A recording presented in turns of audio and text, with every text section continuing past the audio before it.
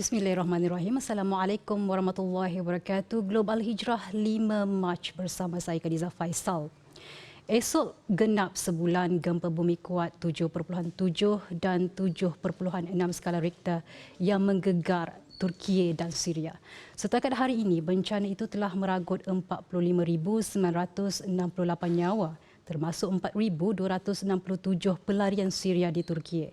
Angka kematian di Syria sahaja pula adalah lebih 5,900 orang.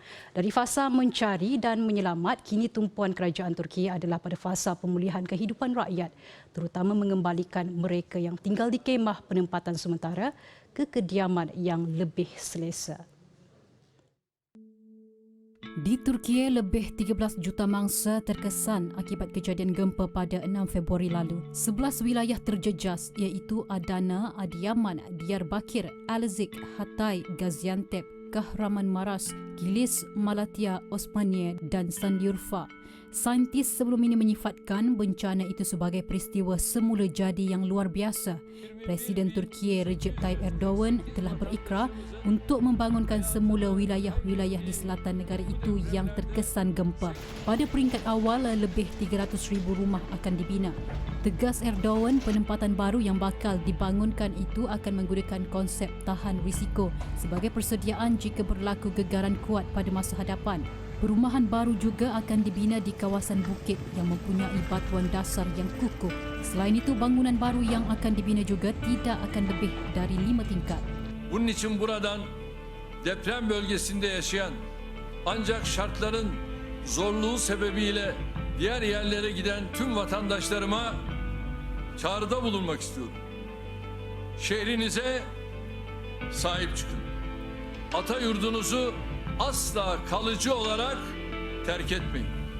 Yıkılan her konutun yerine daha iyisiyle, daha güzeliyle, daha güvenlisiyle yenisini yapıp sizlere vereceğiz. Kemusnahan di beberapa wilayah di selatan Turki, 3.5 juta orang berhijrah ke bandar lain. Bagi mangsa yang tidak berhijrah pula, mereka ditempatkan di kemah, kontena, asrama, rumah tumpangan serta menyewa di kawasan perkampungan. Sementara itu, Erdogan memaklumkan kerajaan telah membayar 15,000 Turki lira kepada mangsa-mangsa gempa bumi sebagai langkah awal membantu kelangsungan hidup mereka.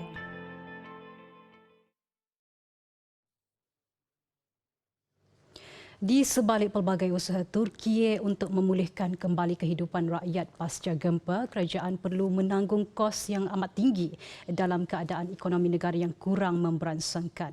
Kos pembinaan semula bangunan di 11 wilayah terjejas dianggarkan bernilai 45 bilion dolar Amerika. Ketika kadar inflasi yang melambung tinggi dan mata wang Turki lira yang semakin lemah, nilai itu akan memberi cabaran besar buat Turki. Lapor media tempatan, ratusan ribu bangunan kediaman dan komersial perlu dirobohkan dan infrastruktur seperti jalan raya, air, elektrik dan rangkaian kumbahan perlu dibaiki atau diganti. Selain itu, tumpuan juga perlu diberikan kepada bangunan awam seperti sekolah, hospital dan bangunan kerajaan yang rosak. Pakar menganggarkan kos pengalihan runtuhan bagi setiap bangunan adalah 13,000 dolar Amerika atau hampir RM60,000. Tempoh perobohan dan pengalihan runtuhan pula memerlukan kira-kira sebulan untuk setiap bangunan, manakala pengalihan dan pelupusan bekas runtuhan sepenuhnya mengambil masa kira-kira setahun. Disebabkan saiz runtuhan berskala besar, syarikat terlibat juga perlu melabur dalam jentera canggih seperti menggaji ramai pekerja yang memberi kesan kepada kos. Sementara itu, bagi kos kediaman yang mahu dibina kerajaan Turki pula, ia dianggarkan bernilai 83,000 dolar Amerika seunit. Menurut Bank Dunia, gempa bumi 6 Februari lalu memaksa Turki menyerap kesan negatif ekonomi bernilai kira-kira 34 bilion dolar Amerika. Jumlah itu bersamaan 4% daripada keluaran dalam negara kasar KDNK pada 2021. Dalam pada itu, Bank Eropah menjangkakan projek pembinaan semula bangunan rosak akibat gempa boleh memberi ganjaran ekonomi kepada Turki yang selama 2 dekad banyak bergantung kepada sektor pembinaan. Ujar Bank Eropah, pengeluaran yang tinggi daripada aktiviti pembinaan semula mungkin mampu mengimbangi kesan negatif kepada aktiviti ekonomi. Banyak negara terutama yang mempunyai hubungan diplomatik yang akrab dengan Turki bersedia memberi bantuan yang diperlukan. Namun Ankara tentunya mempunyai perancangan bagi memastikan fasa pemulihan berjalan lancar dan ekonomi Turki mengukuh. Pengurusan gempa bumi turut menjadi medan rakyat menilai barisan kepimpinan Turki. Dalam keadaan kecemasan, mangsa mudah kecewa jika bencana tidak dikendalikan dengan sebaiknya. Presiden Turki Recep Tayyip Erdogan tidak terlepas daripada menerima kritikan walaupun beliau telah memohon maaf terhadap sebarang kekurangan dalam pengurusan bencana yang tidak dijangka. Imej negatif diterima Erdogan membuatkan timbul dakwaan pilihan raya pada Mei akan ditangguhkan, terutama selepas Presiden Turki itu mengumumkan darurat 3 bulan. Namun Erdogan minggu ini menafikan khabar angin penangguhan itu dengan mengumumkan pilihan raya akan tetap dijalankan seperti dirancang. Erdogan berkata pengundian akan diteruskan pada 14 Mei depan walaupun negara itu dilanda gempa baru-baru ini. Setakat ini belum dijelaskan berhubung proses pengundian, terutama bagaimana orang yang dipindahkan akan membuat undi.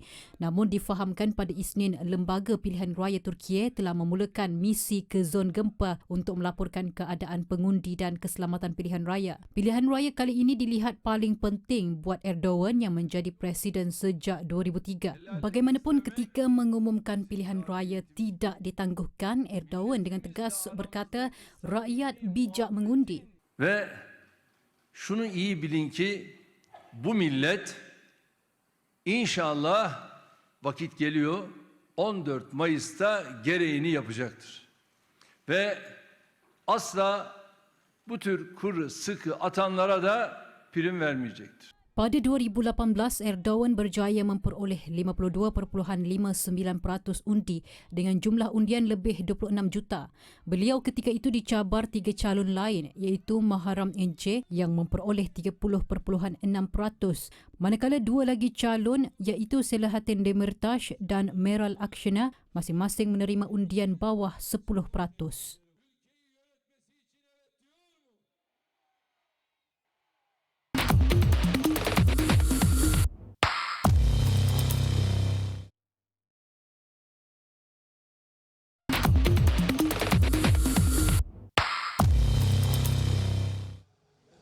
Alhamdulillah bertemu kembali.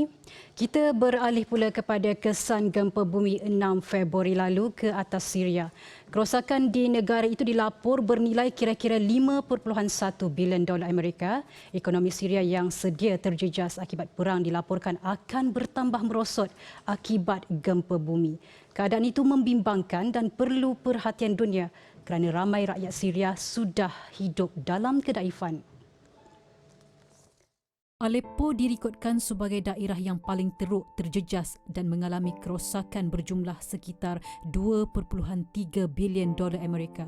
Idlib yang dikawal menentang kerajaan pula menjadi wilayah kedua terjejas teruk dengan kerosakan kira-kira 1.9 bilion dolar Amerika. Diikuti Latakia dengan nilai kerosakan 549 juta dolar Amerika. Sejumlah 48.5% kerosakan melibatkan bangunan kediaman, manakala kerosakan bukan kediaman pula ialah 33.5%.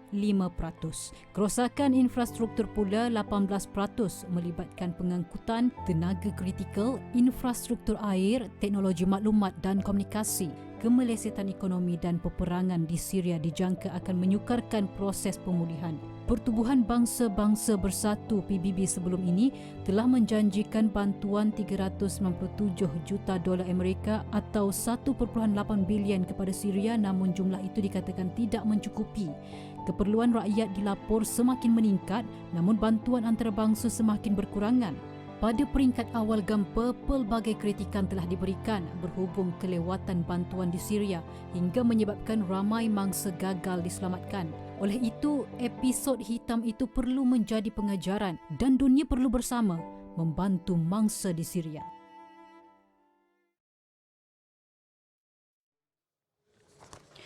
Baik, sekian Global Hijrah untuk malam ini. Saya Khadijah Faisal. Assalamualaikum warahmatullahi wabarakatuh dan selamat malam.